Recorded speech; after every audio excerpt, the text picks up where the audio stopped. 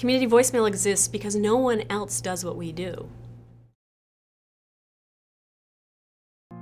What it felt like for me to not have a future or the hope or promise of a future was I didn't care if I woke up. I didn't care if the result at the end of the day was that it resulted in my death. I didn't care.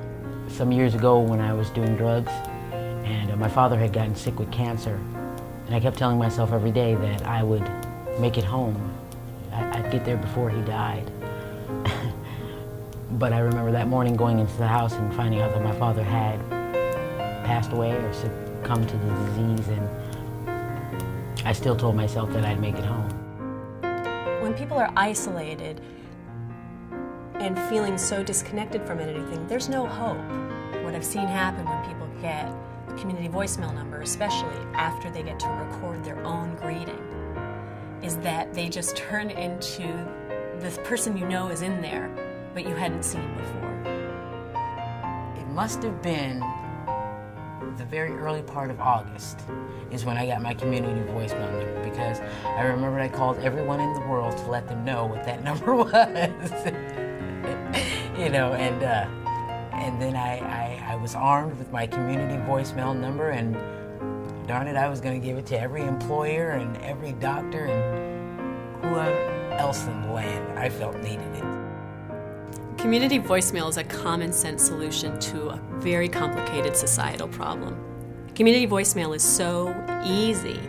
All you have to do is record a greeting, come up with a security code that you can remember, and basically you're done. Within the first 2 weeks of having it, I made every appointment that I had. It was great. For 15 years, we've been providing community voicemail numbers all over the country. Hundreds of thousands of people have used this, and we know that they've been helped because we collect data, we survey them, and we talk to communities who still need our services. My community voicemail number, it's opened the doors for so many things in my life. What I see today, I see Tyra, a beautiful woman who has the promise of a beautiful life.